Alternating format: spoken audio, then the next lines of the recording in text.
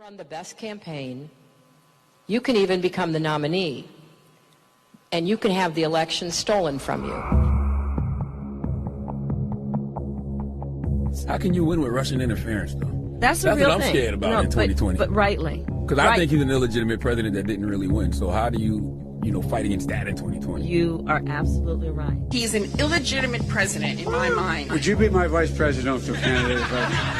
Folks, look, I absolutely agree. Trump didn't actually win the election in 2016. He lost the election, and he was put into office because the Russians interfered. Trump knows he's an illegitimate president. The president-elect, although legally elected, is not legitimate. I don't see this president-elect as a legitimate president. You said you believe that Russia's interference altered the outcome of the election. I do. We have a president who, if in fact it is proven, has been assisted by the Russians and may in fact not be a legitimate president. The one thing that Trump is fearful of when it comes to his being president is that finally we will see how illegitimate his victory actually was. I have an objection. I object to the 15 votes from the state of North Carolina. I object because people are horrified. He's an illegitimate president. Do you believe Trump is a legitimate president? What I believe is that there's no question that the outcome of this election was affected by the Russian interference. But there absolutely is a cloud of illegitimacy. So that legitimacy is in question, yes. So that was a very tainted election.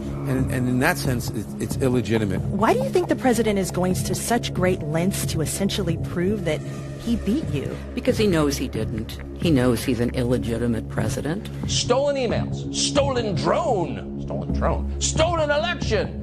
Welcome to the world of unprecedented Trump. So do you believe President Trump is an illegitimate president? Based on what I just said, which I can't retract. In the Russian attempt to have the election, and frankly, the FBI is weighing in on the election, I think makes his election illegitimate. There was a widespread understanding that this election was not on the level.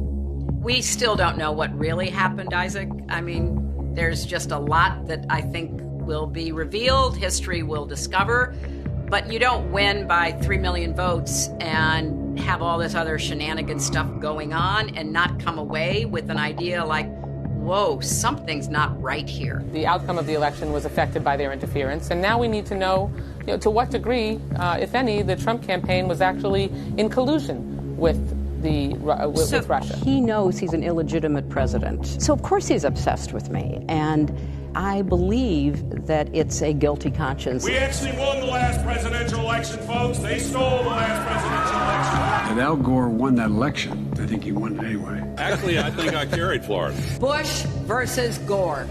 A court took away a presidency. If all the votes were counted in Florida, that Al Gore would be president today and George Bush would be back in office. I come from Florida, where you and others participated in what I call the United States coup d'etat. There's no doubt in my mind that Al Gore was elected president. I rise to object to the fraudulent 25 Florida electoral votes. I must object because of the overwhelming evidence of official misconduct, deliberate fraud, and an attempt to suppress voter turnout. It is signed by myself on behalf of my diverse constituents and the millions of Americans who have been disenfranchised by Florida's inaccurate vote count. The Supreme Court, not the people of the United States, decided this election. Speaking to a Democratic group in Chicago Tuesday, he made it clear he thinks Al Gore was the winner. By the time it was over, our candidate had won the popular vote, and the only way they could win the election was to stop the voting in Florida. Catherine Harris,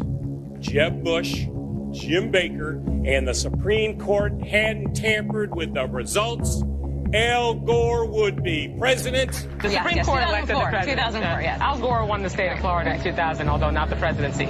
But the Supreme Court tampered? That's a large charge.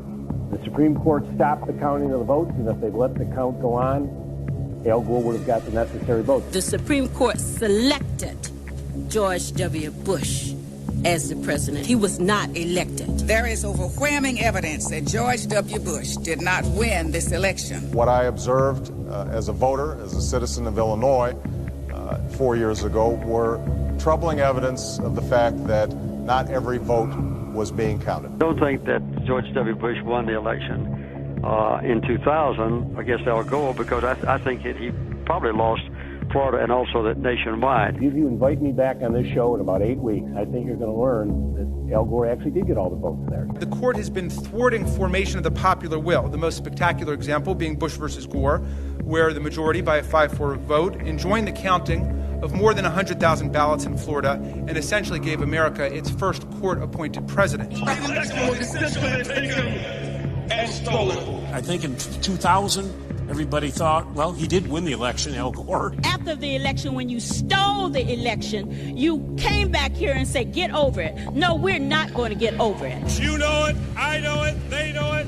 We won that election. Constantly shifting vote tallies in Ohio and malfunctioning electronic machines which may not have paper receipts, have led to additional loss of confidence by the public. The right to vote has been stolen from qualified voters. In 2004, the democratic process was thwarted. The 2004 presidential election in Ohio was riddled with unnecessary problems. Some machines malfunctioned, causing votes to be counted more than once, or not at all. Based upon an inordinate number of allegations suggesting gross voting rights violations and misconduct, I join with my colleagues in objecting to counting the state of Ohio's electoral votes. As in 2000, the votes of many who wanted to vote were not, in fact, counted. This last Friday night, I arranged to meet Senator Kerry at a fundraiser to give him a copy of my book. He told me he now thinks the election was stolen. The wife of John Kerry said she has lingering doubts about the legitimacy of the election. Her theory goes like this.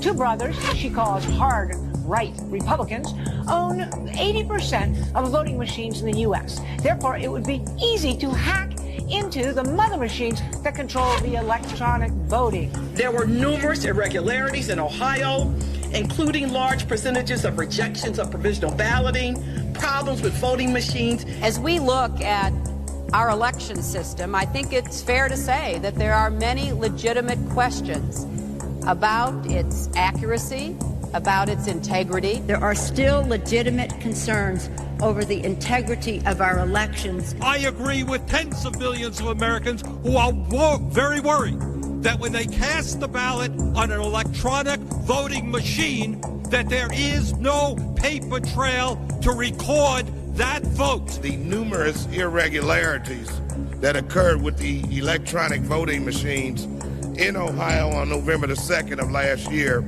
point to an unresolved national crisis. We cannot declare that the election of November 2nd, 2004 was free and clear and transparent and real. There must be independent testing of the voting machines used in Ohio. I'm not confident that the election in Ohio was fairly decided. We know that there was substantial voter suppression, and the machines were not reliable. The members of Congress who have brought this challenge are speaking up for their aggrieved constituents, many of whom may have been disenfranchised in this process. Treating today's electoral vote count in Congress as a meaningless ritual would be an insult to our democracy unless we registered our own protest against the obviously flawed voting process that took place in so many of our states. Voters who wish to cast a vote for president or vice president can't approach the polls with certainty that their vote will be counted. One of the most significant problems in Ohio and in many other states was the lack of measures to ensure the integrity of electronic voting machines. In 2004, they caused Democratic voters in Ohio to wait for 8 hours before they could cast their ballot.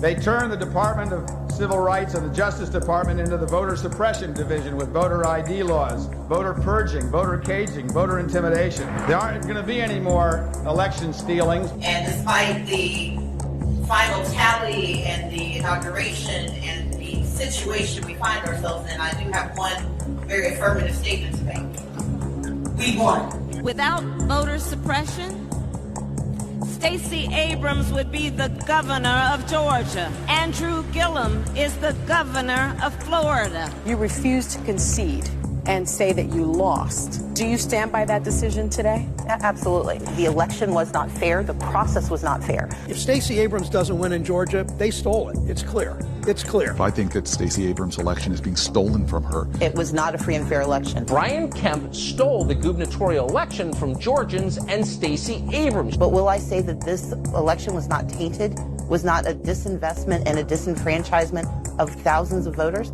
I will not say that.